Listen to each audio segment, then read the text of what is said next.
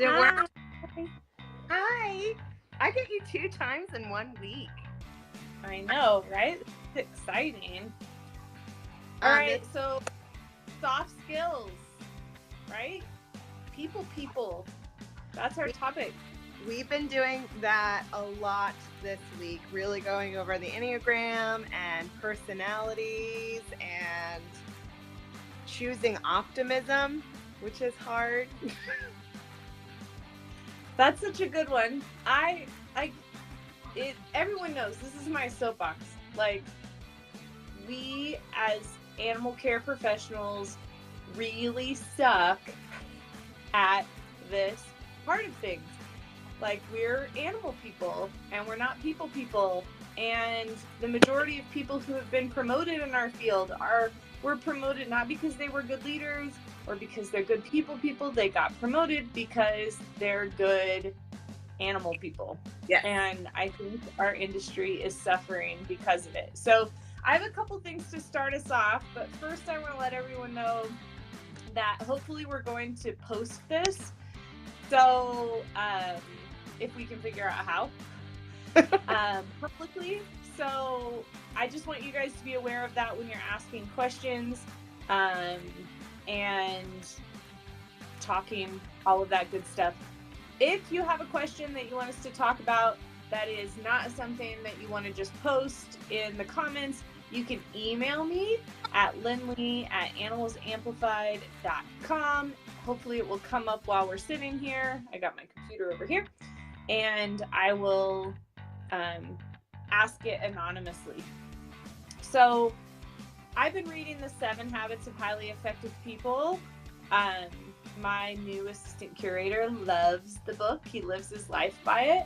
And so I figure, hey, here's a soft skill right here. If someone that I spend a lot of time with, this is important to them, then I'm going to read it so that I know where they're coming from. I know where they stand, all of that good stuff. So I want to read you something that really stood out to me right from the first chapter. He's talking about change from the inside out. So he said inside out means to start first with self. Even more fundamentally, to start with the most inside part of self, with your paradigm, your character, and your motives. It says if you want to have a happy marriage, be the kind of person who generates positive energy and sidesteps negative energy, and my screen just went to sleep, rather than empowering it. If you want to have a more pleasant, cooperative teenager, then be a more understanding, empathetic, consistent, and loving parent. If you want to have more freedom, more latitude in your job, be more responsible, a more helpful or more contributing employee. If you want to be trusted, be trustworthy. If you want the secondary greatness of recognized talent, focus first on the primary greatness of character. And it reminds me of that whole quote that I like so much that's like, focus on the you know, that one that I love so much that I can't remember. Focus on process goals rather than results goals. You know, fall in love with the process, not just the end result. So I asked in the group, what do you want to have? What do you want to be when you grow up? You know, one of those things. And someone answered, and I want to be able to quote her exactly, so we'll come back to it. I know it's the person that somebody wants to the mentor that people want to go to, like the leader of their group. I'm not using the correct words, but basically, yeah, but you're very the mentor that we all want to be, that we all want to follow. You have it? Someone who people consider a mentor and enjoy working for or with. So in order to be a mentor, what kind of soft skills do you think someone needs to develop in order to be a good mentor? Definitely humble, for sure. The ability to recognize that you are going to make mistakes. Sometimes you'll lead the group in a way that might not be the smartest. But being able to really own up to those mistakes, I made one yesterday and I humbled myself quite a bit. And I don't like being wrong, but I'm also able to admit that I don't like being wrong. So definitely a person, a human being that makes mistakes, but is okay enough to be like, hey, I made that mistake and this is what I'm learning from it. And then from that mistake, also being able to change and not make the same mistake again. Because if you're a mentor that continues to make the same mistake, you're going to lose the trust of your people. And then definitely being strong enough to know that you will make mistakes as a leader, and that's your cross to fall on. I love all of that. But so basically what you're saying is you have to learn how to be an authentic person, to be a mentor. I also think you have to be a really good listener, because you have to really understand people's challenges and problems.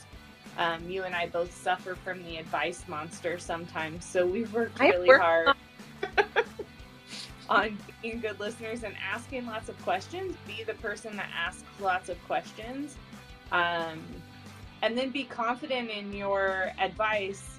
When you are, if you're a mentor, you're probably going to be giving advice or guidance or assistance in some way, shape, or form. And I think if you're going to do that, then you have to have some confidence in what you're saying is, potentially going to work, right? But you also have to preface it with, hey, this worked for me, but it might not work for you. So not being black and white and judgmental, I think would be other things you need to be. What do you guys think? Throw it up in the comments. We call that active listening in our department, that making sure that you're not listening to respond, but you're actually listening to have the conversation. Yep, the 7 habits would say seek to be understood seek to understand before being understood. So I think that's a great one. But I want to hear from you guys. What do you think what do you need to be a good mentor, to be a mentor people want to be around? Waiting. I can't even see the comments on mine, so hopefully you can on yours. I can. I saw Denise. She wrote a B. Oh, cute. Soon I have an office set up, I promise. And then I'll be on an actual computer. Someday. I have like a little desk now. It's kind of cute. Really finished painting our house, so. Or if anybody went to the training seminar in San Antonio, my man friend. It's perfect. Okay, so that's what we think you need to have to be a good mentor. I think the other part of that question was to be someone that people enjoy working with and around.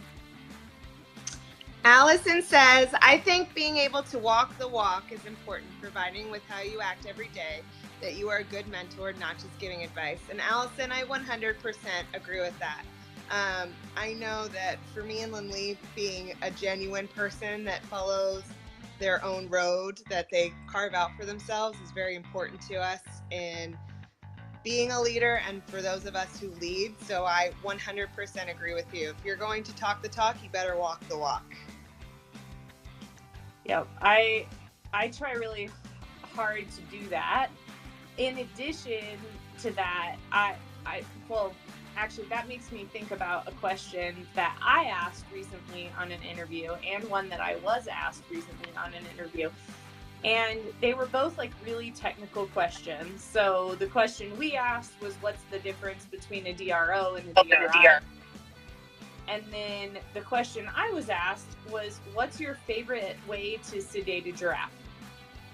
Favorite drugs, favorite methods. Well, I've never worked with giraffes. So I was pretty confident in saying, I have no idea. And it was interesting to me. And then I went on to say, you know, I hope I wouldn't have to sedate a giraffe. I hope I can train them voluntarily, but I also rely on the experts around me, veterinarians, etc. And then I followed up my question with an email after I did a bunch of research on how a bunch of people I know like to sedate giraffes. So I researched and I responded back, yeah, that question threw me for a loop. Here's what I think now after spending some time researching it. And so I think that walking the walk is important, but I also think that being real if you haven't walked that walk is really important. Like, you don't have to fake it. That whole fake it till you make it thing, I don't know that I really believe in it. Like, it's fine to say, I have no idea. That's what I was looking for when I asked the question, what's the difference between DRI and DRO? I was weeding out any of those marine mammal people. But I was also looking to see if someone would say, you know, I have no idea. And then will they ask a question? Will they do research? And that's going to determine, when you don't know what to do on my team, how you're going to handle that too. So I think that's important, you know, part of being a mentor. Becky says, consistency. When rules or advice from higher ups keep changing, it's hard for sure. And then Allison said, oh yes, Becky. I don't know if it was in that voice, but that's how I imagine it. And then Becky says, or at least have a reason when it changes. I'm all for admitting mistakes, but when the unexplained changes, it's the unexplained changes that get to me for sure. And then Denise, I don't know if you're disagreeing, which is okay. She says, no, for procedure, just because. I have a lot of experience in this because as my type ones, my orderly people will tell you on my team, I change things constantly because I think animals are ever changing and ever evolving. And I know that that can be really frustrating for them. So because my mind is constantly evolving, I've had to reroute how I do things as a mentor in order to make it so that my personality, which can be difficult for type 1, can work for their brains. And so now we have systems and policies in place as a mentor so that all of those people that I work with feel comfortable with the changes that I make. And so I can give reasons and things like that. I love that. I try really hard to give reasons too. I work for a very reactive company, so a lot of times things change overnight for what feels like no reason. And sometimes I'll forget to really share why they changed or what's going on because it's nuts. And so I'm happy to give an answer, but you know, I'm also open to being asked. So I'm an open book. I think that helps too, as far as being a good mentor, is being able to share whatever and not be guarded with that. Because again, that goes back to authenticity. If people feel like you're a little bit guarded, then they're like, what are you hiding? What's going on? Yeah, I definitely, for sure. Even like if I'm frustrated with something, I'll let people know, like, hey, just so you know, I'm in a mood today because I'm frustrated with this or something like that, so that people aren't walking around like, my boss is mad at me. I also hate the word boss. So even though all my team has given me boss lady mugs. But so I'm pretty open about that so that my team knows that my expectations or anything haven't changed. It's just that sometimes my company is also reactive. Oh, ironic. Okay, so the other question, the other thing people wanted to be was someone, or have, is good relationships with their employees. They wanted to be someone that others enjoy working around.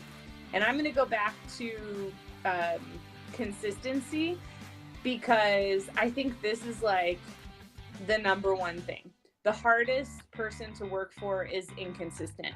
I used to have a manager who I didn't know who was going to show up from day to day. She was very emotional, very reactive individual. So she would show up to work and I would like watch her every single little move to see like, what mood is she going to be in today? What's she going to be like? Should I be hiding? Is she okay if I ask this question? And it was because she wasn't showing up to work with a good, with the proper attitude, with the positive attitude. She was showing up inconsistent.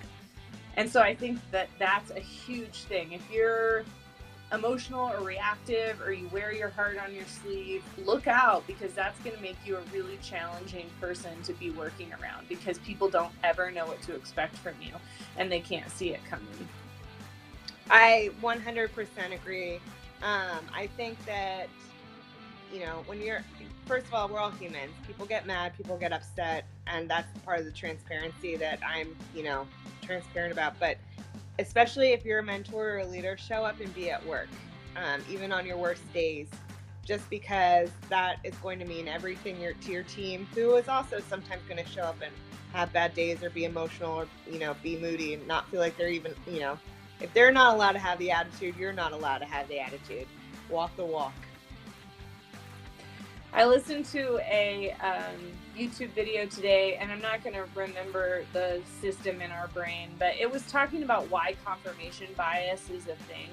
And I guess there's like a filter in our neurons that only lets certain things into our brain. Because if we took in everything that we experience every day, all day, our brain would explode. Like, we just can't physically process all of that information. So they were talking about this system, the reticular something or other system, anyway, that filters what goes into your brain. And so they talked about why visualization was so important, and it's because, or choosing optimism, which was the article you shared with me this week, that if you force yourself to have optimistic visualizations, to believe in positive things, to see yourself succeeding, to literally close your eyes and watch yourself walk into the room and ask for a raise, if you are doing that, it changes that filter and it lets in those thoughts. So if you don't do that, then it's going to let in only the things that that confirm the thoughts that you already have, because it's basically, that's the confirmation bias. It's adding more ammunition, but it's literally the way your brain is wired and how it's doing that. So I think, when you show up at work and your dog pooped all over the floor before you left, and your rent's late, and your grandma's sick, and you don't think you can go home and visit her, then when you walk in, you continue to see only the negative things that happen. I'll tell you. Let me see if I can go back.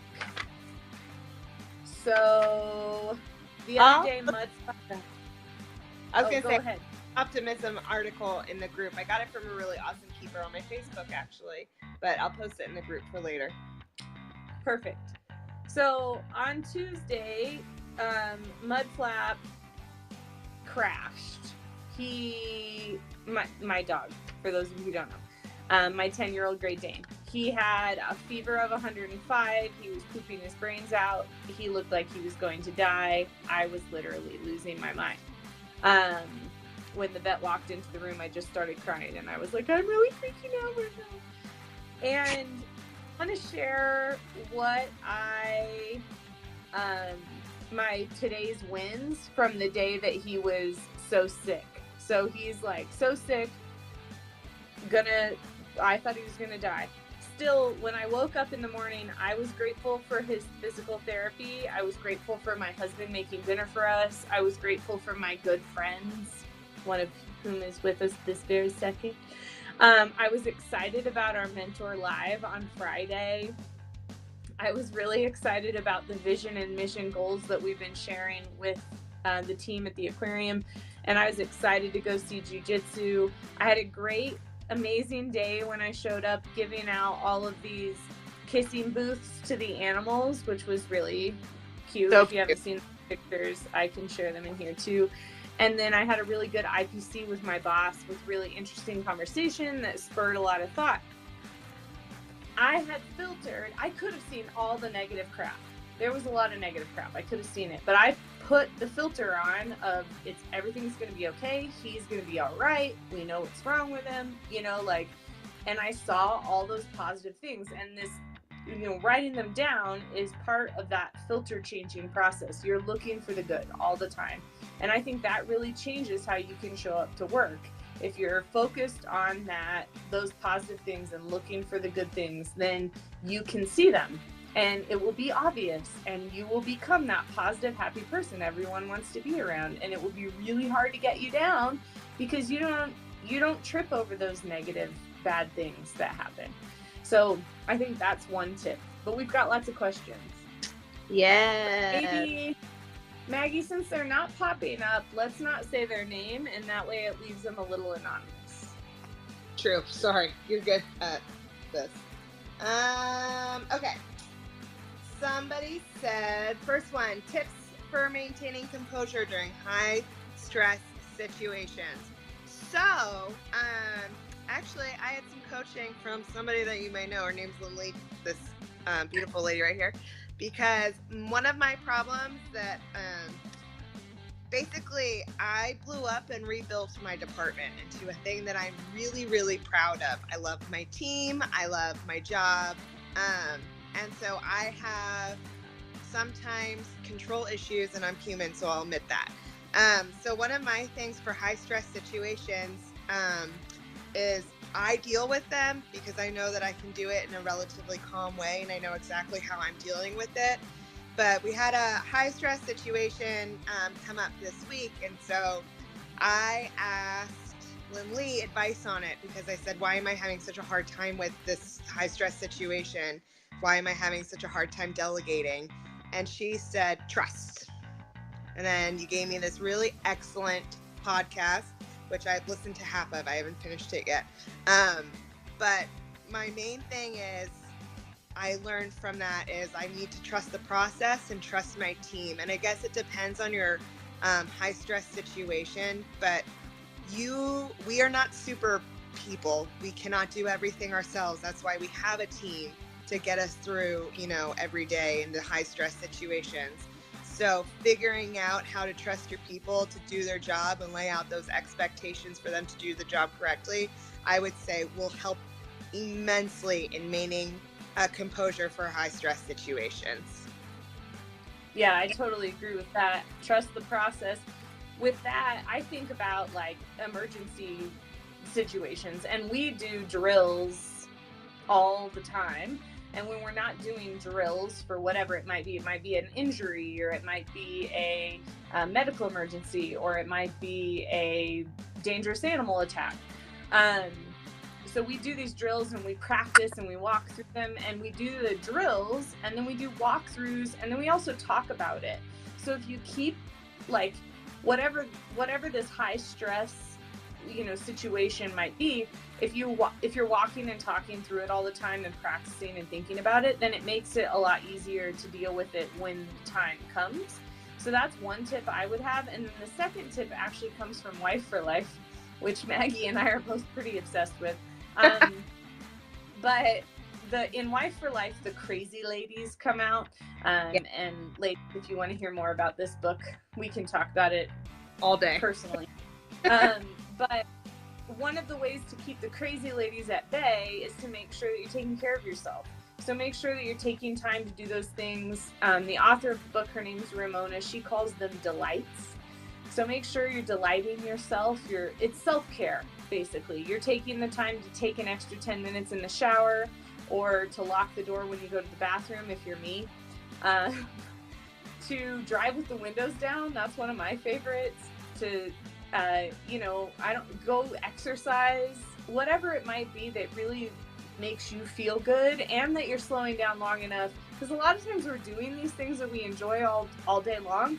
We're not thinking about them because we're rushing through them. We're not taking the moment to kind of, hey, I like doing this. I enjoy this. This is fun. So I think if you're taking care of yourself, then when those high stress situations hit, you're a little bit more even keeled, because you're like, oh, I got this. Yeah, I 100% agree with that. And when you're at work, take the extra time to fill your bucket or delight yourself by hanging out with your animals. Remember why you're there. Take the time to actually hang out with them, not get out of your routine, and remember why you're in love with that jag, you're in love with that otter, you're in love with, that parrot. Nobody is, but I am. Remember why you're there, and that'll also help you figure out your high stress situation. I'm going to move on because we got a lot of questions. I have We have one question that says, how do you give advice and slash or ask questions without coming off as pushy, judgmental, and disrespectful?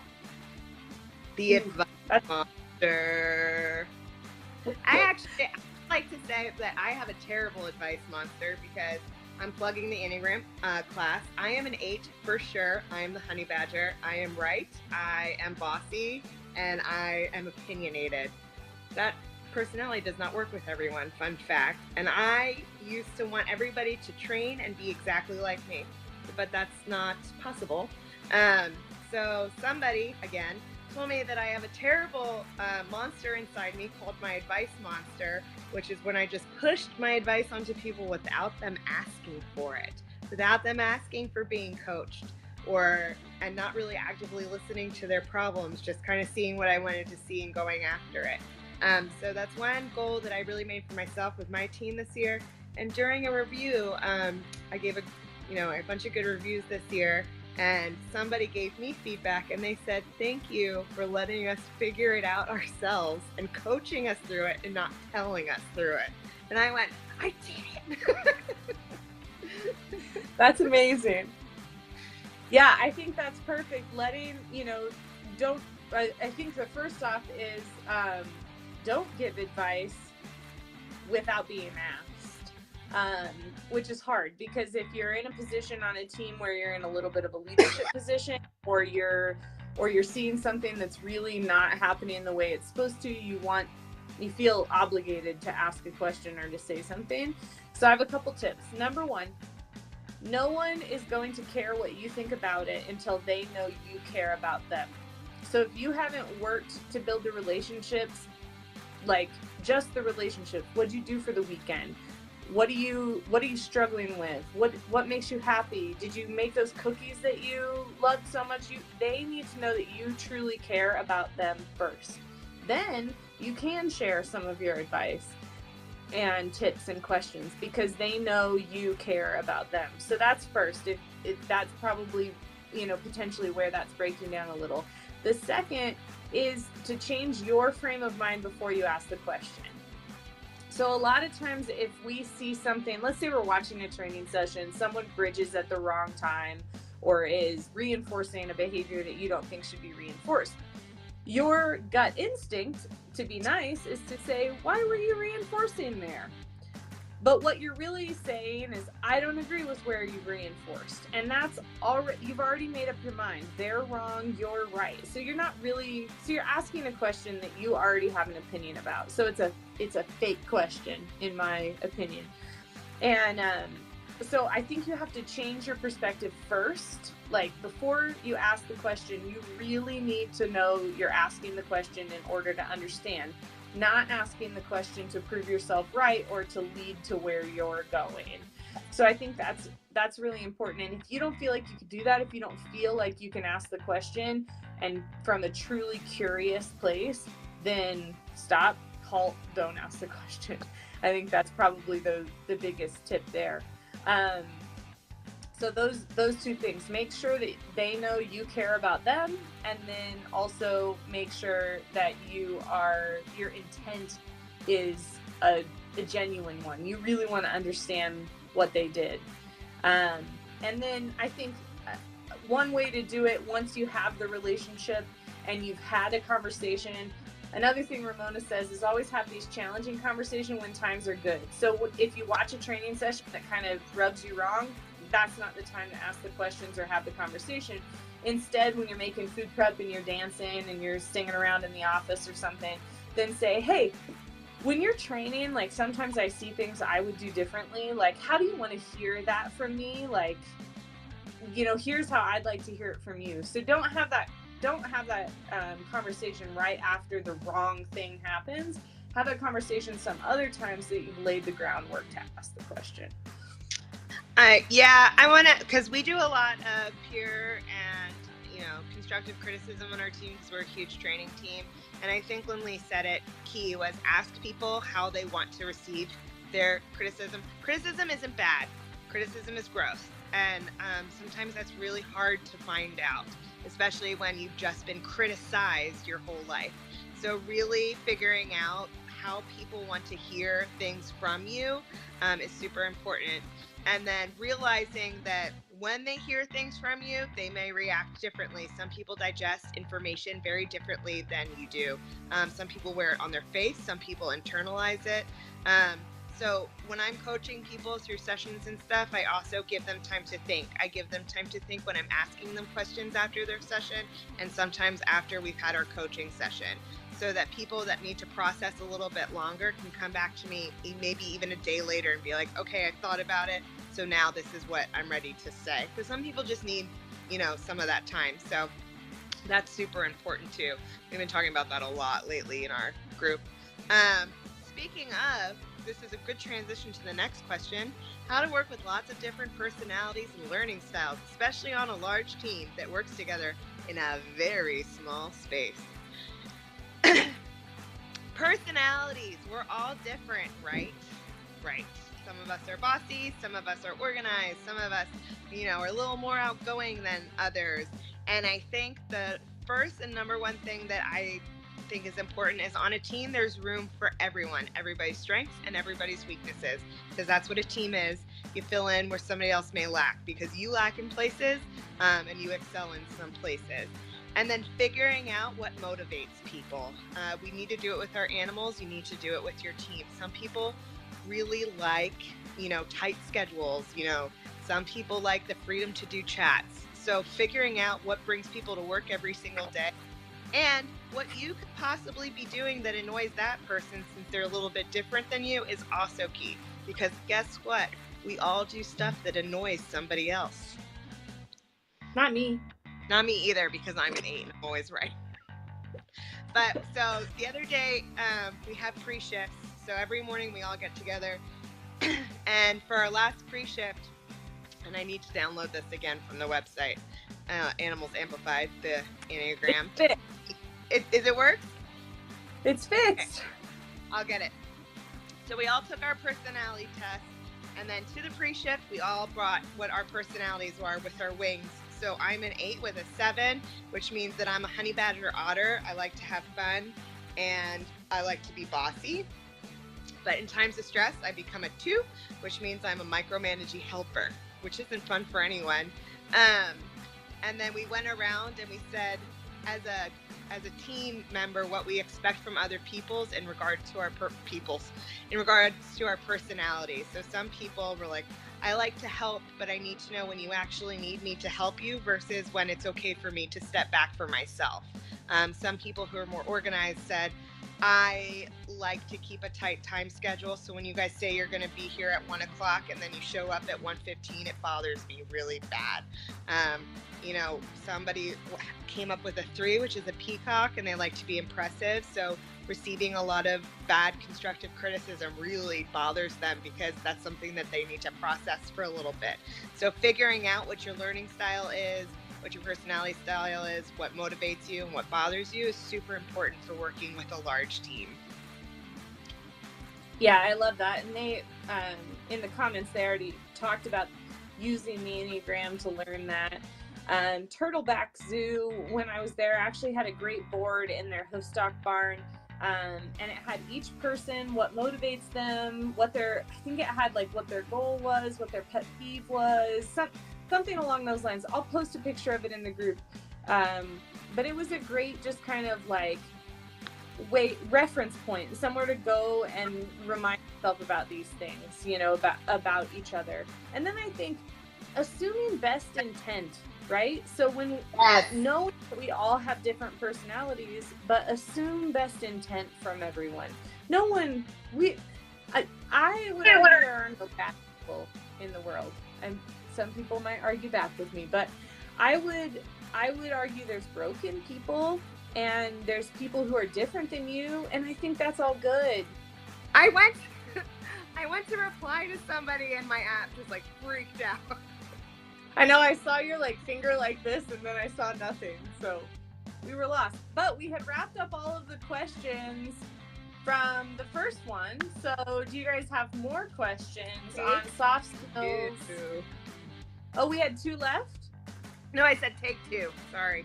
Oh, take 2. Yes, this is take 2. Hang on though, I gotta mute this. I'm watching the comments on my computer. I'm not replying anymore.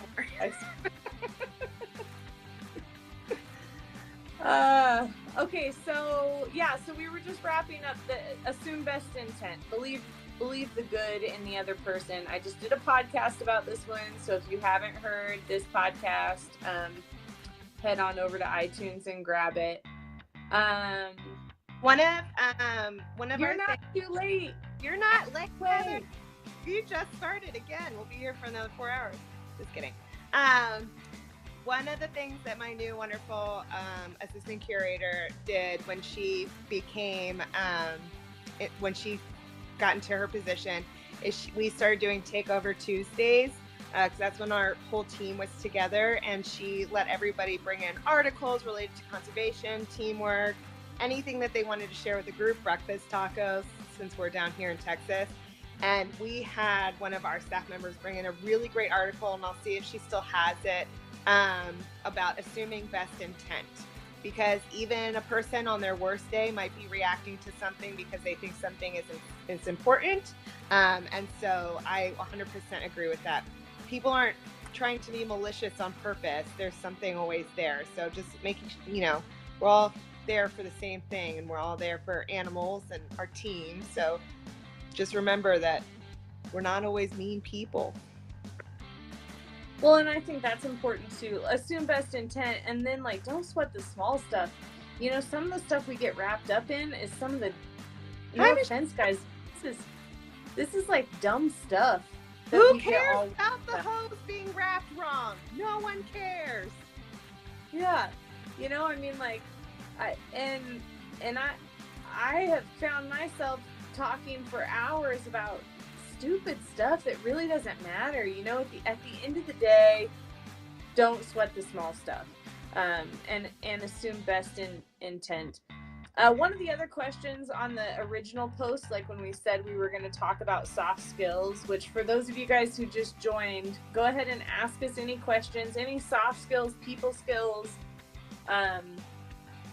What hurt on your last review? Somebody already shared that they come across as judgmental sometimes. So if there's been some feedback that you've received that kind of hurt, let us talk you through it. We want to help. So, but one of the other things was how you perceive yourself versus how others perceive you. So when people are seeing you in a way that you don't feel like is accurate, somebody thinks you're being judgmental, you didn't mean to be judgmental at all. How do you combat that? I actually had a really good conversation with somebody about this the other day, because I said, hey, when you talk, you seem like you're being judgmental and and they explained it, and they were like, I'm not trying to be judgmental, I'm trying to present facts, because that's how my brain works. And I was like, well, when you come off like that, you kind of sound like you're being a bee. And then, so that's one of those inner skills that you really need to look at. Self-awareness is everything.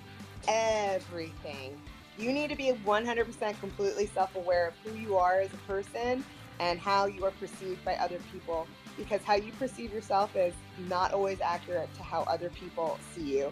So really being able to look to yourself and saying okay, I said this, not overthink it to the point where you're like, I said this and I can never talk to another human being again, because that will do no good.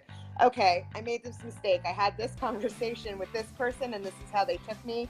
So next conversation I have, this is what I'll change in order to be heard and listened to, and respected. So really being able to be like, this is who I am and this is what I need to work on is so important. And if other people see you working on yourself, they will take you more seriously. Oh yeah, I think being honest about, we're not perfect, we're never going to be perfect, but if you can share what you're not good at and be honest about that, I think that's a big part of that whole, even if they perceive you in some way, they're going to give you a little bit more grace, because they know you're working on it. I think the other thing, and we actually did a workshop on this, so at AZAC we did the Own Your Shovelful workshop. we talked a lot about that perception piece, about how others perceive you and whether or not that's the way you perceive yourself. And the one action item we kind of gave is, so let's say people see me as intimidating.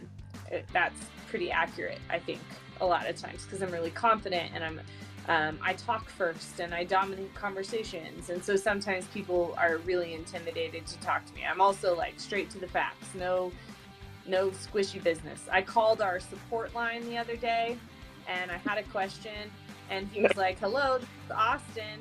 And I was like, I'm having a real big problem. And then I was like, "Oh, hey Austin, it's Lindley." Okay, now I'm having a real big problem. Wait. I didn't even think to introduce myself to say who I was, because I just needed to get to solving the challenge at hand.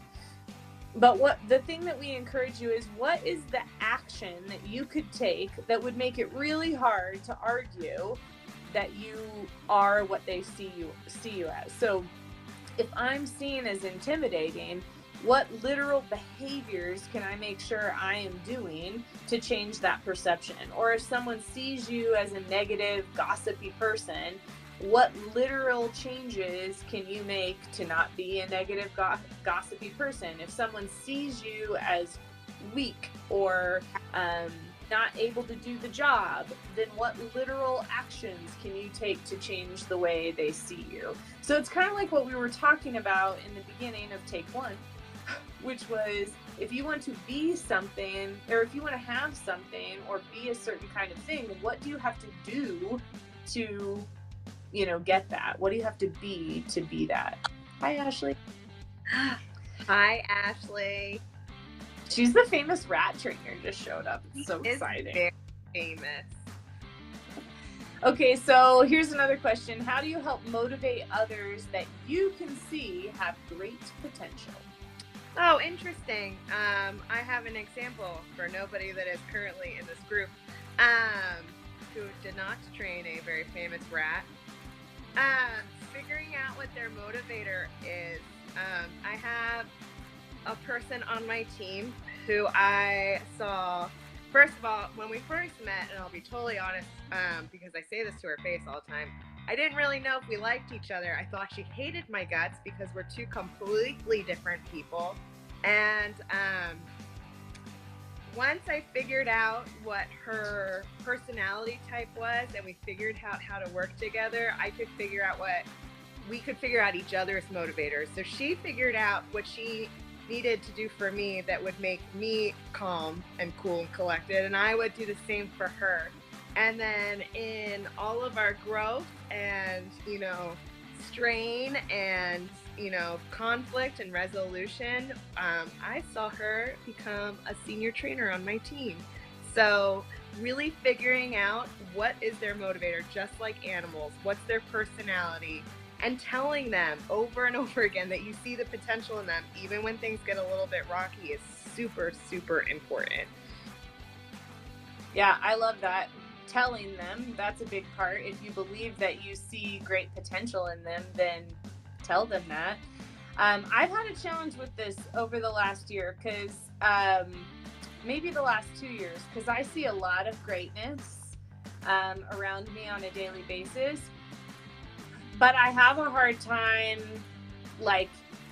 getting them to believe it. I talk to my team a lot about, you guys, you should be writing a paper about that. You should be presenting. We should be doing this. And they're like, it's just another day for us, And I'm like, it is not. People will think this is so cool. You've got to do it.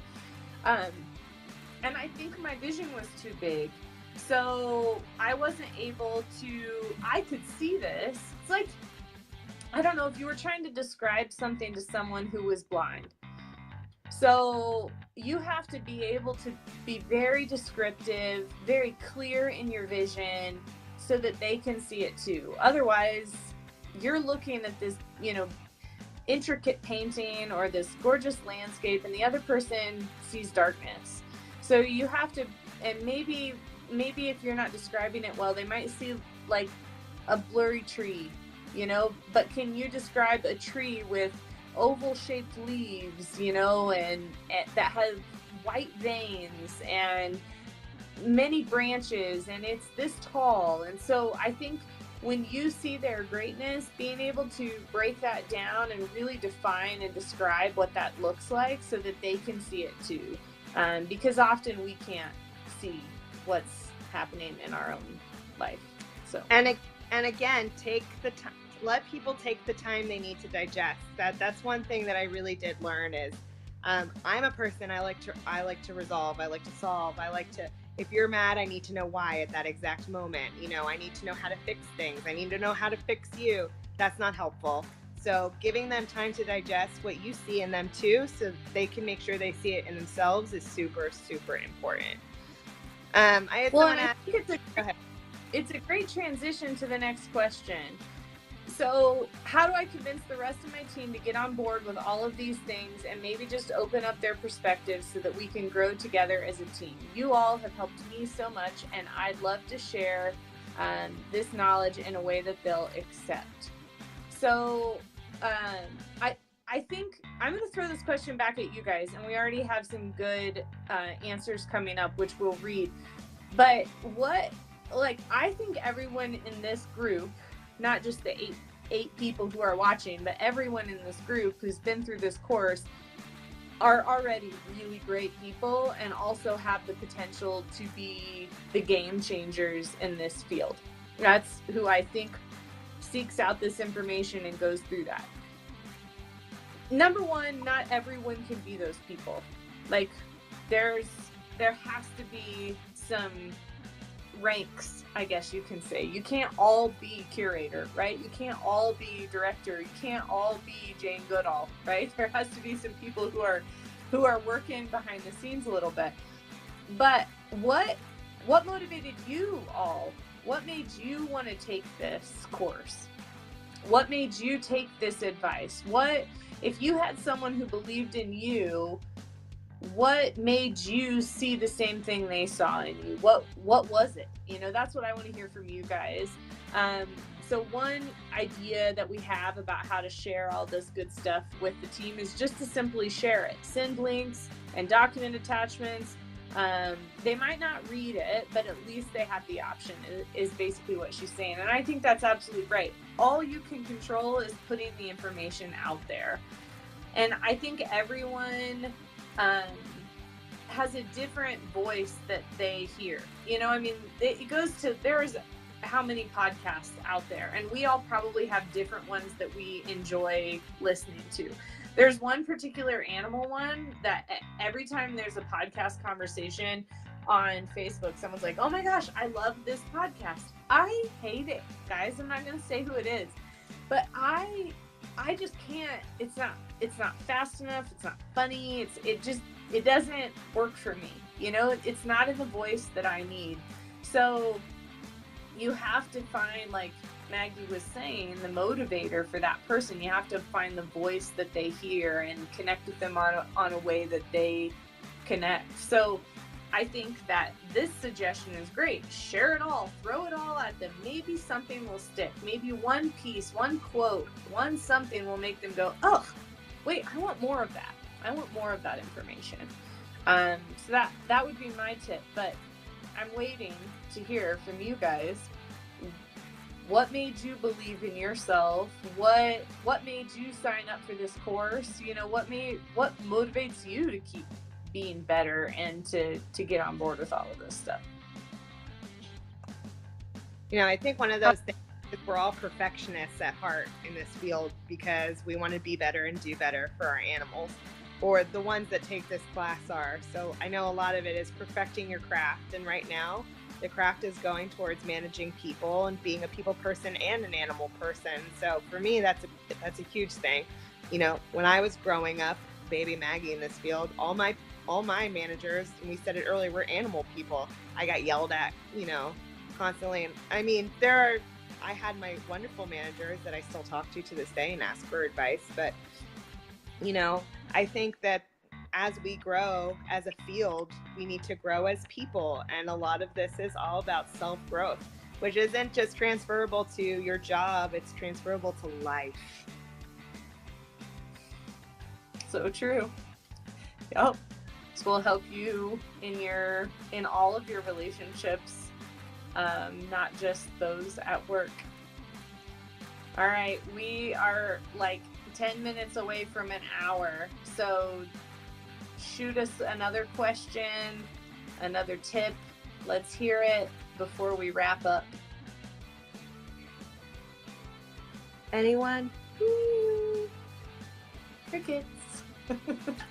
Well, one person says that what motivated her to join the course is because she hit a wall and she needed to energize herself and remember her why. That's a good one. That's a good point, because if that's what you got you here is you had to kind of hit rock bottom first, per se, then how do you pull yourself out of that? You know, that's like, or how do you make someone else go through that, I guess, is the question. Like, that's hard, because that means someone might have to hit rock bottom to say, oh my gosh, I need to change, I need to do something different. So that's hard to motivate someone else that way. And someone else says, same, we were in an ugly place and had to do something to jumpstart things. All right, so I got a question via email. How to deal with a toxic staff personality. It affects all of the staff, and positivity doesn't help this individual. And I know a little bit about this situation, so I know that this person is not in the position to change this. So how do you deal with a toxic staff personality? This is where I think having a strong relationship with your management is important, but also having a really strong why, because toxicity is cancerous, especially when it spreads out. We have my favorite saying is "bitch up, not out," because if I hear it up, I can help. If it's out, it's just complaining and it's just festering. And remembering all those other things, your self-care, filling your bucket, making sure that you remember that you're there for animals and it's not just the people that you work with, and all the little aspects of your day. Like Lindley said earlier, you know, her dog is pooping all over her house, but she still woke up and wrote her really great things about her day, like watching Briggs doing jiu-jitsu, which is also my favorite thing of your day. Those things are going to be extremely important for just getting day-to-day with the toxic person from my standpoint. And I know Lindley's got a lot more good advice for this. I completely agree with that. I think that's probably the most, if you're not in a position to be able to get rid of that person, which many of us aren't, then you have to just make sure you're taking care of yourself so that you can continue to kill that person with kindness. One of the things that I talk about in the Strong Team, Strong Trainers workshop that I do is about these negative Nellies or these naysayers, these bitter bitches. I love that one. Is that if everyone else is pulling in the same direction, if you're a united front, if you have a common goal, if everyone else is on the same time, it is on the same page, then these people will not thrive in that environment. Now, I may know the exact person that we're talking about here, and I don't unfortunately think that quitting will happen for this person, but in most cases, the person will get off the bus, they will change, they will go away, they will quit, or they will get better, you know? So, but there can't be anyone feeding their fire. And so you as a team have to be on the same page so that no one is feeding their fire. I actually just did a YouTube video about this a little bit, but I talked about how positivity helps. But there was a person that I used to work with that when I would pull up into the parking lot with them, I wouldn't want to get out of the car because I wouldn't want to have to walk just that little bit of space from my car to the facility with them. Even though I had to work with them all day, there was a bit of a separation once we got to work. And I just didn't want to be around them at all. They were draining. It was exhausting. And I kind of wonder if every time I would have gotten out of the car, I would have had some like really great story to tell them. And if I was relentless enough to never give up, to never give in, to find the silver lining in every negative story they told me, which would require all the things you just talked about, the self-care, the filling your bucket, the being positive, and the rest of the team helping. You know, if you've got 5 people at a lunch table and one person is talking about how pissed off that they are, that whatever, their car is broken down, I don't know, their life is always the worst, right? And everyone else is like, well, at least you have enough money to have a car. At least you're not in Africa starving. At least you're not drowned. You know, like if everyone at the table, eventually they're going to shut up. They may still be negative, but they're not going to talk anymore. So fill your bucket, stay positive, rally the troops, and just keep at it. And we can talk about that more if I can guess who that is offline. One last thing I want to say too, because I know that you mentioned don't feed the beast. That's probably one of the most important things that you can do. No matter how much you want to complain and have a happy hour bitch fest about negative Nancy on your team, you can't, because that's feeding your internal monster, and it's going to take everything that you did to fill your bucket right out. So making sure that you give that person no power over you is super, super important. No matter how much you want to complain, do not complain. You know, I just thought about another thing. A lot of personalities, how many 2s are in the group? If there's 2s in here, just hit that thumbs up button. And the helper often does this unintentionally. So they want to help everyone, right? So you've got negative Nancy over there who's having a bad day, had a rough deal with her car, and they want to help. So they're just listening to Nancy. Oh, I can understand how that feels. I feel your pain. I see you. You know, that's what the 2 wants to say is I can see you. And when you do that, you're feeding their monster, unfortunately. When you're not, you have to force them to have perspective, which is hard. You have to challenge their perceptions of whatever their negative world is. And as a 2, you 2 ladies, you don't want to do that. You don't want to challenge that. You want to support them in any way. You want to let them feel down when they feel down. But if that person is truly, that negative energy vampire, then you have got to just every time, where's the silver lining? What's the positive? What's the challenge in that for you? And what's your solution? Solution. And I wouldn't suggest that if it's someone that you really love, because you need to help them work through things. But if it's this person that just can't get any better and they're super toxic, then yeah, we're gonna get tough. We're gonna burn them up. Okay, I just want to read a couple of these because these were other reasons why people signed up for the course in the first place. So someone wanted time, and then it's allowed them to rethink their priorities and how to make the team see what can be accomplished in an 8-hour day if we're maximizing our time. So that was actually one of the ways I tried to trick people into signing up for the course, because I knew most zookeepers didn't really care enough about soft skills.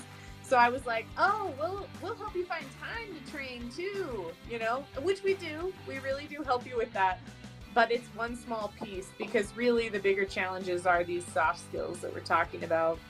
And then someone else said I needed to figure out my new work culture and interact with my coworkers who had very different backgrounds, and to take my professional development into my own hands a little bit. Oh my gosh, thumbs up 1,000 times for that one, because I own your own destiny. Don't wait for your manager to grow you or to develop you or to give you what you need. Go out there, get it yourself. It will pay you dividends in the end. There's a book that's just awesome. It's called Use Your Job. It's like a workbook, and it goes through page by page, and each day there's a task for you to do. My friend Joanne wrote it, Joan wrote it, and it's all about owning your own destiny and deciding your own future. And it's on Amazon, so check it out. It's called Use Your Job. If you're a manager, there's another one that I haven't gotten yet, and I can't remember the name of it right now, but they should pop up about how you can maximize your team. So whoever was asking about the motivating your team, I'll post the link to that book later. You want to read that last comment? Then we're going to let all these people go to sleep. Definitely something I need to get better at. Easier to join the pity party, much less healthy. Yes, it is easy to join the pity party. And you know what? Every once in a while, you're allowed to have a bitch fest, but it has to be about an action. It's not allowed to be about a person, and it can only be 5 minutes. I had one last night, and then after, instead of fueling my fire, somebody said, feel better, and I said, yes. And then it was over. So, staff, you're not going to pity. No matter how people. And you know, so that was me who said feel better, question mark, because, and quite honestly, I didn't mean to not join the pity party. I probably could have jumped in on that bitch fest, but I was really busy at the time. And so I wanted to acknowledge you, and I wanted to tell you I heard you and you were there and I care about you and I love you. But I didn't have time to like really hash out the details. So I said, feel better? Question mark. And you went, yes, I do. And now, and then the next day you won the war. You may have lost a momentary battle, but you won the war over time and things went on. So think about that sometimes too. Like if you're thinking about joining that pity party or that bitch fest, do you have time for that? Is there really time for that? Because I think if we were using that time tracker and really looking at our time, we might find that we spend a lot of time bitching, complaining, getting drug into social media drama, you know, and ain't nobody got time for that, dude. We gotta save the world. The animals are out there. They need training. We gotta train a elephant to fly to the moon and back. You guys are gonna be the group to do it. So ain't nobody got time for that. Take your 5 minutes. Decide on your action plan at the end, or just decide, whoo, okay, got that out, moving on, next thing on the list. So I think the biggest takeaway from all of this tonight, just to wrap it up, is that these, while soft skills and people skills, this is where it's at. This is what's going to get you to the next level in your career. If you can really get this piece, if you really get this, really work on this, this is what is going to get you to the next place.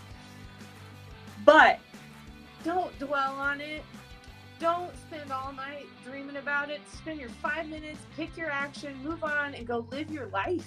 You know, like, get out there and save the world, even if it's one person at a time. I love it. I agree. All right. Thank you, guys. This was so fun. Okay, we got to do this way more. All right. Bye. Bye.